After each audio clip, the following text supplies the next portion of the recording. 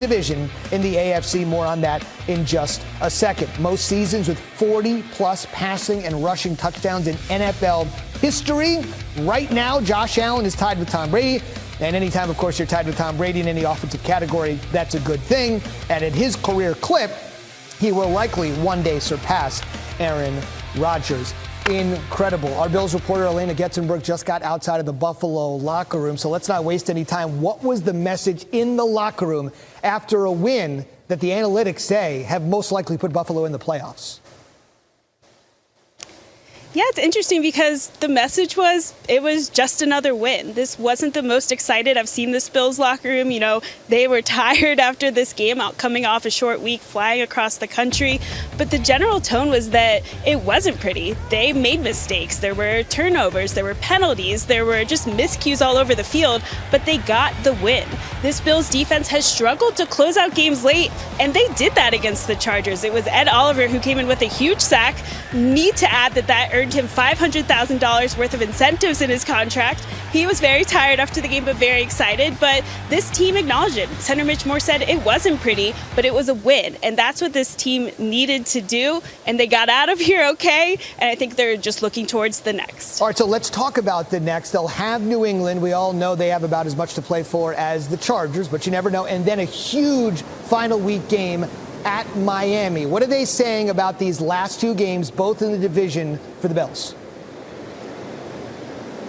It was actually Josh Allen who put it pretty succinctly. This is our playoffs. The Bills are here. They need to win each game is how they're viewing this. Now, they did get some nice help from the Bengals losing earlier today, but they're going to be watching. The AFC East is very much so in play with however things go with the Dolphins going forward. And, of course, they do place the Dolphins to end the season, and they've got a game against the Patriots next. But the overall feeling is that it's just on to the next, which is very cliche, and we hear that from teams a lot. But this team has been in this we need to win mode for a while now, and they're kind of used to it at this point. So this is just how things have been. So same old, on to the next. Yeah, after a rough September, October, and November, December has been absolutely great. And if you're supposed to play your best football at the end of the season, that's exactly what the Bills are doing. That's Elena Getzenberg. Max, Elena mentioned it. They got a little help today.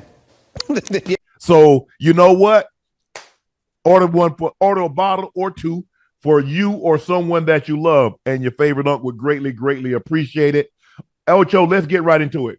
The Bills beat the Chargers tonight, 24-22. The Bills open the game as a 12.5-point favorite and walk away with a narrow win. Josh Allen, 15 of 21, 237 yards, one touchdown, one interception. Easton Stick filling in for Justin Herbert, 23 of 33, 215. When you look at this game, what was some of your the takeaway from this game was the goddamn Bills are lucky. Josh Allen is lucky. James Cook is lucky. The Chargers played a decent game without a Justin Herbert. They did it just enough to almost obviously win the game. That kick by Dicker, is it Dicker or Decker? I don't want to pronounce it right. Dicker. I thought that sealed the game, but obviously Josh Allen comes down, throws a beautiful pass to Diggs on third, and I'm not sure what it was. It was third and something, and then came back and hit. God, I got to get these fellas' names right, man. Number 10, where his knee was down. Well, his knee was down. Yeah. Where I thought it was a touchdown, but they have to stop playing like this because you can't overcome the turnovers. You're not going to be able to overcome the turnovers once you get into playoff contention or you're in a playoff atmosphere against a team that's much better than that of the Chargers. Right. You know what, Ocho? They flashed a stat on the screen.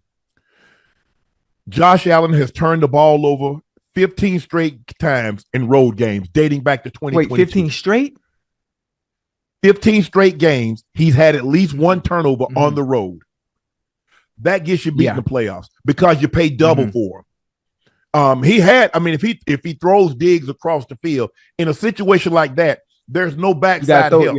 So now just let it go. Let him run up under. Yeah, because if you throw it like he throw it, the same thing's going to happen. The guy's going to undercut it. And the funny thing about it, remember, he just did it earlier. He did it earlier in the game anyway to Gabe Davis instead of across the field. It's right in front of him. He threw it up the field. All he had to do is step into it just a little bit more.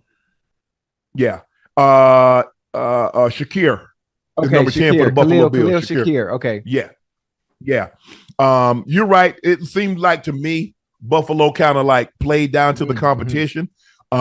Even though the Chargers still have a very talented team, even without Justin Herbert, without Keenan Allen, Joey Bosa, they still have a very talented roster.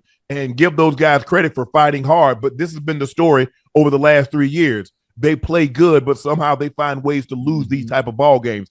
How many times have they lost by 1, lost by 2, lost by 3 points?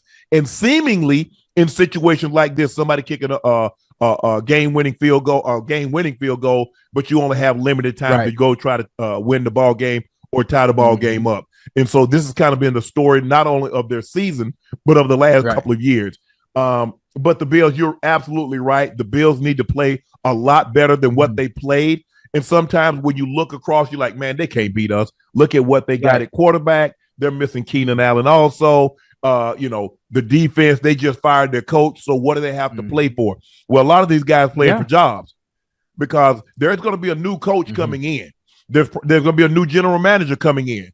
And they didn't draft, they didn't trade for, or they didn't sign any of you guys in free agency. So they absolutely have no loyalty to you. Yeah. And so that's going to be very interesting. So that's what you're playing for. You ask, well, what are we playing for? We don't have anything to play for. We're not going to the playoffs. Your job, because I'm sure you're going to want a job in 2024. And so the new coach is going to come in and he's going to watch every single game. And the one thing that you don't want to put on tape, Ocho, is that when we're winning and we're front running, we play hard. But the moment we face a little adversity and we're behind, we're not playing as that's not a good look. That's definitely not a good look. But give the Bills credit. They come along. That's a long trip, Ocho. They win the ball game. They're going to get an extra day of rest. They get an opportunity to sit at home for Christmas and don't have to worry about anything. They're probably not going to have no practice until Tuesday. They're off tomorrow. They're off Sunday. Well, hell, they're not going to get home. They're not going to get home until it's 11 o'clock, 12, 1, 2, 3. They're probably not going to get home till 3, 4 o'clock in the morning. They're not going to get home because you figure an hour to leave the stadium. And from where the stadium is to the airport, it's only like you get police escort. So it's not that bad. You're going to get there fast. Yeah, and plus a lot of the traffic that has been, kind of thinned out a little bit. Not all of it. Not all of it. It'll still be some traffic. But you'll get an opportunity to get there. And so probably 30 minutes after you get to the airport. So they're not getting home till 3, 4 o'clock in the morning. Maybe even 5. That's a 5-hour flight because it takes us when we go to New York, and that's upstate New York. So that's at least a 5.5 hour flight. So it's 11 o'clock, 12, 1, 2, 3, 4. Yeah, they get home 4. The funny thing about it, but the good thing about it, you know what it would have felt like to take that 5-hour and 30-minute drive back home if you had lost. You had lost that game. One behind that fumble or maybe that interception, because it's only 2 or 3 plays in an entirety of a game that make the difference. That totally makes a difference. The fact that they were able to come 2 turnovers today, they got lucky. They got real lucky, but it won't cut it once you get in them playoffs. It won't cut it. Yeah. I don't know how you were, Ocho, but man, I couldn't sleep. Man, we win, lose, or draw. And especially in the win, I ain't sleeping. We rowdy back there. We playing cards, we laughing, we joking, we telling jokes. We talking about if somebody got blew up in the game. Oh, we on your head. Oh man, dude. Right. If you got slept in the game, don't worry about it. Hey, we about to feel bad for you on the field. But once we get on that, once we get to that locker room, jokes gonna fly. Them jokes are gonna fly. Absolutely. Every time. Absolutely. Every time. Well, shoot, man. After a loss, especially if we had a long flight, we were on the West Coast having to come back to the East. Yeah. You know what? I'm thinking about, playing the Raiders or playing the Chargers and losing and having to come back. I can't even remember what I was doing, but I think I probably did sleep. Win or loss, I probably did sleep. Especially after playing a game, being beat up, being sore, not sure what the outcome might have been. But I got to get my rest. I got to get my rest, especially for a flight that long. That's tough. But I mean, just that 5-hour flight coming from the west to the east, but that's hell, especially if you lost. Oh, for sure. I tell you what, you're not gonna feel worse than Deontay Wilder. He got to come all back with that L and how he looked tonight all the way from Saudi. Yeah, After that performance, they should make him walk back. After what he put on tape today, Ocho, they need to make him walk back. Wilder, man, good friend of mine. Boxing is weird the way it works. Boxing is weird the way it works. Is he's always been dominant. He's always been dominant with one hand and one punch. He's always been dominant with one hand and one punch for so long. He's relied on it for such a period of time that now I think it's almost too late. Where now it would be much better if you teach him nothing now. It's too late. It's too late. Yeah, for him I know what I mean. If he's a little bit more technical and a little bit more sound as a boxer, not a puncher. Yeah, because now you're meeting people that have a great ring IQ, that are able to protect themselves from that one hand and that one punch, and they are better boxers. If that makes sense. They might not be the better. They might not be the better fighter than him, but they are the better boxer. They're outboxing him. And if as long as they don't walk into that punch, or he let them sit them up to trap him. But I think the thing is for him, Ocho, in combat sports, like when you're like invincible. You remember how Mike Tyson was? Nobody really wanted to fight Mike Tyson until Buster Douglas knocked him out, and then everybody had a line around the block. It was the same thing with George Foreman. When he was knocking people out, he almost killed Joe Frazier. When he almost killed Ken Norton, nobody